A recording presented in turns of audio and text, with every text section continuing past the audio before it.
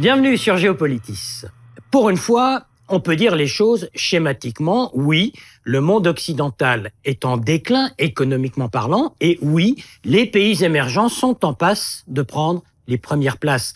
L'exemple le plus parlant, le plus actuel, c'est le duel entre les États-Unis et la Chine. On peut bien parler du G7, du G8 ou du G20. Celui des G qui compte, c'est le G2 avec Washington et Pékin. Sur un plan strictement économique d'ailleurs, le numéro 2 est en passe de devenir le numéro 1.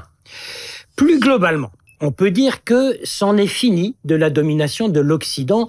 Un Occident en déclin relatif ou absolu, c'est selon. L'ère nouvelle a débuté pour des puissances qui, à force d'émerger, ont fini par dépasser le niveau des nations anciennes, ou disons endormies. C'est cet ordre nouveau qui se met en place et que Géopolitis examine dans ce qu'il a de plus conséquent. De fait, ces changements, on les perçoit déjà dans les déséquilibres géopolitiques. Des exemples, ils sont nombreux. À l'OMC, l'Organisation mondiale du commerce, c'en est fini de l'hégémonie exercée par l'Occident et le Japon. Du reste, c'est un Sud-Américain qui est à présent le numéro 1 de l'organisation. En 1993, il y a 20 ans seulement, les pays du G7 produisaient 70% du PIB mondial. Aujourd'hui, c'est un petit 40%. À cause de la concurrence des pays émergents, les États-Unis, en 10 ans, viennent de perdre 5 millions d'emplois dans l'industrie. Enfin, dernier exemple, depuis 2009, on le sait, c'est l'ensemble de la zone euro qui est en péril. Et voilà, ce sont les pays émergents qui tirent leur épingle du jeu. On assiste à une montée en puissance de ces fameux BRICS, ces pays qu'il convient de visualiser, car à présent, ce sont eux qui comptent. Alors, dans cet acronyme BRICS, il y a d'abord B comme Brésil, dont le PIB, le produit intérieur brut, est le 7e du monde, tout de suite après la Grande-Bretagne. Il y a ensuite R comme Russie, la Russie, puissance gazière et pétrolière de première importance, et qui est à présent membre de toutes les instances mondiales importantes.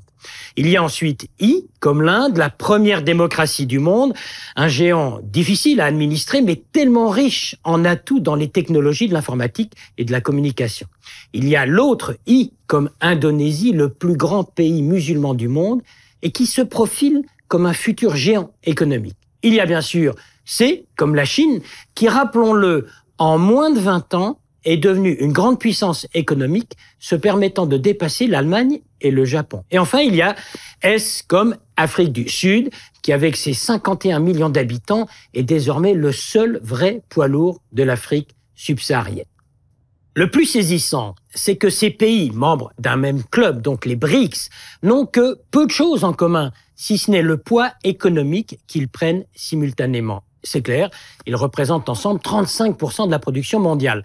Mais sur un plan politique ou diplomatique, rien ne semble les réunir ou les agréger, si ce n'est l'exigence qu'ils formulent à chaque grande réunion internationale et qui est tout simplement de changer les vieilles règles de gouvernance planétaire qui datent de la Seconde Guerre mondiale.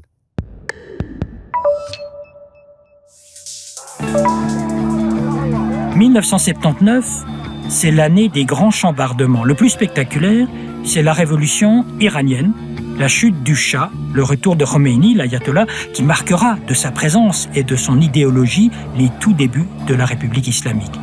Au-delà de cette révolution politique et religieuse, on assiste à l'émergence d'une nouvelle puissance régionale, politique, érigeant l'islam chiite en système de gouvernance. Il s'ensuivra une guerre avec l'Irak et surtout, cela concrétisera le grand affrontement sunnite-chiite qui sous-tend aujourd'hui tous les conflits de la région. Toujours en 1979, un autre grand événement de l'actualité internationale, c'est le grand virage économique, politique, donc idéologique, que prend la Chine sous l'impulsion de son leader, Deng Xiaoping. Cette fois, tout en gardant fermement le régime du parti unique, le pays s'engage dans l'économie de marché sous contrôle de l'État. Mais c'est un tournant majeur. La Chine de 2013 n'est d'ailleurs que le prolongement de cette décision historique. Troisième événement marquant de 1979, pour la première fois, l'Union soviétique de l'époque s'engage militairement en dehors des pays du pacte de Varsovie. C'est la guerre en Afghanistan. C'est le début d'un épisode sanglant dont les répercussions sont et font l'actualité de ce début du XXIe siècle. Enfin, on l'a parfois oublié, 1979, c'est le second choc pétrolier qui se répercute sur l'ensemble des secteurs économiques de la totalité des pays occidentaux. Ce choc aurait dû être l'occasion pour changer en profondeur les paramètres économiques des nations et des peuples vivant largement au-dessus de leurs moyens, une attitude dont aujourd'hui nombre de pays payent encore le prix. C'est un affrontement géopolitique comparable à celui que les États-Unis et l'Union soviétique avaient connu lors de la période de la guerre froide et de la course à l'armement. Aujourd'hui, le face-à-face entre les USA et la Chine concerne tous les secteurs de production et l'ensemble des domaines industriels. La Chine, pays émergent et qui se considère toujours comme tel, est pourtant actuellement la deuxième puissance économique du monde, d'où ce duel actuel entre le numéro 1 et le numéro 2, une lutte planétaire entre un régime non démocratique qui monte en puissance et un État démocratique économiquement leader dans le monde, mais d'ores et déjà affaibli. Sur un plan strictement militaire, les deux capitales s'observent, se jaugent et se défient. Chacun estime et dit que la stratégie de l'autre est offensive. Quant au lieu d'affrontement désormais, c'est la zone Pacifique, cette zone d'influence que chacun veut conserver et contrôler en fonction de ses intérêts.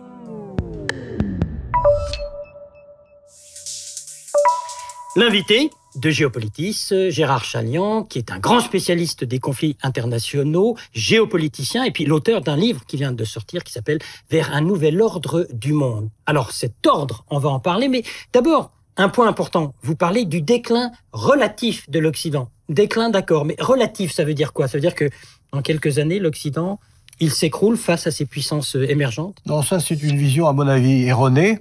Dans la pratique, la domination absolue, qui a été celle de l'Europe et des États-Unis pendant 2 siècles, a pris fin au moment où les réémergents, Chine en tête, mais suivis par l'Inde et bien d'autres, font maintenant apparition sur la scène internationale. Mais les États-Unis restent prééminents, ils sont les numéros 1, ils vont le rester encore pour une période indéterminée. C'est très difficile à chiffrer parce que l'avenir, vous savez, c'est très difficile. Mais en tout cas, plusieurs décennies, sans compter que les États-Unis disposent de beaucoup d'alliés, tant en Europe que dans le pourtour de ce qu'on appelle aujourd'hui l'Asie-Pacifique et qui est le nouveau centre de gravité des relations stratégiques. Alors, nouveau centre de gravité, mais on a l'impression qu'il y a maintenant un parallélisme, notamment autour de cette région du Pacifique. Et puis bientôt, la Chine pourrait dépasser économiquement les États-Unis. Ça, est-ce qu'il faut s'en inquiéter ou pas, vu de l'Occident, vu de notre point de vue? Oui, bien sûr qu'il faut s'inquiéter d'un dépassement effectif du point de vue économique. Ça n'empêche que, par exemple, du point de vue militaire, les États-Unis sont pour l'instant indépassables à un horizon non prévisible. Leur avance est fantastique. D'autre part, ce qu'on appelle en anglais soft power, que je traduis par le pouvoir feutré, c'est-à-dire la capacité d'influence américaine est formidable et la capacité d'influence chinoise extrêmement réduite. Il va falloir de ce côté-là qu'ils travaillent encore beaucoup. Donc, le monde que nous connaissons est en train de changer. Oui, bien sûr. Il y a quelque chose de véritablement nouveau. C'est-à-dire que ce que nous étions, nous, occidentaux, plus les Japonais, les seuls à savoir fabriquer, c'est-à-dire le monde industriel, eh bien, aujourd'hui, il y en a d'autres qui hier étaient nombreux mais pauvres, et qui aujourd'hui sont nombreux mais performants, comme les Chinois, les Indiens, ce qui change tout à fait la compétition. Mais ils n'ont pas leur part du gâteau, j'entends le gâteau du pouvoir. Est-ce que enfin les modes de gouvernance vont changer? On va donner à ces continents et à ces pays le minimum d'importance qu'ils sont en droit de revendiquer? Peu à peu. Mais ou on les laisse encore un petit peu dehors? Peu à peu. Quand il y a eu une réunion des BRICS, il était question qu'ils lancent une nouvelle monnaie. Bon, ils se sont rendus compte que dans la pratique, les intérêts des Indiens n'étaient pas les mêmes que ceux des Chinois, que finalement, ces pays-là étaient réémergents peut-être, ou émergents, mais qu'en fin de compte, ils n'avaient pas les mêmes intérêts politiques. Donc, de ce côté-là... S'ils les avaient, nous, à l'Occident, nous serions, eh bien, disons, dans une position difficile, non? En effet. Alors, s'il y avait véritablement un consensus de l'ensemble de ces pays qui réémergent ou qui émergent, oui, nous serions dans une situation difficile. Mais c'est pas le cas. Au contraire, on voit se dessiner aujourd'hui, par exemple, du Japon jusqu'à l'Inde, avec la Corée du Sud, l'Indonésie et d'autres États, un véritable demi-cercle qui s'inquiètent de la montée excessive du pouvoir de l'impérium chinois et qui sont évidemment des alliés des Américains, sans compter l'OTAN, etc. Donc en ce moment, la Chine, malgré tout, quelle que soit sa puissance, reste isolée sur le plan diplomatique, à part la Russie qui la soutient. Est-ce qu'il y a vraiment... Mais le vrai pouvoir, c'est l'économie. La Chine qui rachète des sociétés en Suisse ou en France. Oui, vous avez raison. C'est ça le vrai pouvoir, quand même, quelque part. Oui, c'est très important, le pouvoir financier de la Chine, le pouvoir économique de la Chine. Mais enfin, il ne faut pas sous-estimer le pouvoir financier des États-Unis. Vous voyez, par exemple, en Suisse, le pouvoir qu'ils ont à l'égard des banques suisses. C'est-à-dire qu'il ne faut pas sous-estimer l'importance mondiale des États-Unis. Ils partent quand même d'une position de prééminence extraordinaire. Vous parlez donc de ce nouvel ordre du monde. Sans jeu de mots, ce nouvel ordre, il se fait dans le désordre, c'est-à-dire dans la pagaille, voire la confrontation, y compris la confrontation armée, ou tout ça va se faire d'une manière très soft, très douce? La confrontation armée, nous ne l'avons depuis 50 ans que de façon indirecte, c'est-à-dire il y a un tas de guérillas à gauche et à droite ou de petits terrorismes, mais il n'y a pas de conflit véritable, il n'y a pas d'affrontements fondamentaux, donc non, ça va continuer comme ça. La région du Pacifique, on dit qu'un jour ou l'autre, ça peut quand même exploser. Bon, disons qu'on se fait un peu peur à cause de la Corée du Nord, mais enfin la Corée du Nord, si vous voulez, c'est quand même beaucoup de gesticulation. Ils dépendent énormément des Chinois, ils n'iront pas trop loin, ils savent jusqu'où on peut aller trop loin. Bon, tout ce qui peut arriver, c'est un jour peut-être les fondements internes du régime. Gérard Chagnon, vous parlez beaucoup des États-Unis, on en parle beaucoup, et l'Europe, elle existe, si j'ose dire, politiquement parlant? Non. Là, franchement, il faut dire que du point de vue politique... Est-ce que ça va changer ou pas? Je crains que non. Le dos au mur, ce serait peut-être une possibilité de changer parce que quand on est véritablement confronté, si vous voulez, à la crise, mieux vaudrait se fédérer quelque peu, mais on peut avoir des doutes. À la période où nous pouvions le faire, c'est-à-dire au moment où l'Union soviétique s'est effondrée, c'est là qu'il fallait repenser en définitive tout, puisque l'adversaire n'existait plus. On n'a rien fait. On a dit que c'était la fin de l'histoire. Voilà, oui. Wishful thinking, dit-on en franglais. Gérard Chagnon, le danger actuel, est-ce que c'est le terrorisme ou pas? Mais pas du tout. Le terrorisme est quelque chose d'absolument surdimensionné, entre autres à cause du spectaculaire, à cause de la guerre psychologique, à cause des médias.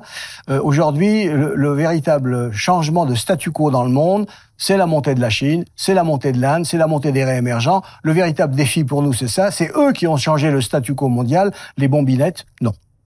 Merci, Gérard Chagnon. Je rappelle que, entre autres, vous êtes l'auteur de l'ouvrage Vers un nouvel ordre du monde et vous êtes géopoliticien. Merci à vous. Merci. Ce n'est pas seulement le monde qui bouge, ce sont les structures qui craquent. Qui dit structure dit gouvernance. Or, la gouvernance, en ce début du XXIe siècle, elle laisse à désirer en ce sens qu'elle ne prend plus en compte ce monde qui évolue et dont les responsables ne sont plus ou ne devraient plus être les grands vainqueurs de la Deuxième Guerre mondiale. Prenez les Nations Unies et le Conseil de sécurité avec ses 5 grands membres permanents et le droit de veto accordé à chacune de ces puissances nucléaires. Eh bien, ce Conseil ne fonctionne plus au mieux de l'intérêt général, ignorant des continents entiers, comme l'Afrique, et négligeant des puissances émergentes, devenues émergées, comme l'Inde ou le Brésil. Il faut en finir avec le temps du blocage et de l'impuissance. L'exemple de la Syrie est à cet effet édifiant.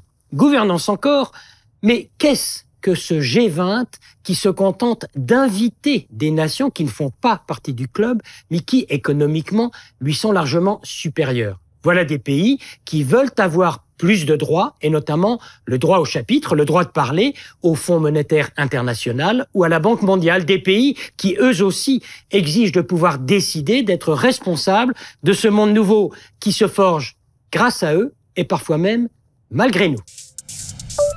Et sur la page web de Géopolitis, préparée par David Nicole, un chapitre nouveau. Vous pouvez désormais discuter entre vous de l'émission et la commenter. Nos rubriques habituelles sont là pour enrichir la réflexion sur ce thème du nouvel ordre du monde. Rubriques vidéo, site internet et infographie. Comme d'habitude, la possibilité de podcaster cette émission. Et vous êtes toujours les bienvenus sur Géopolitis.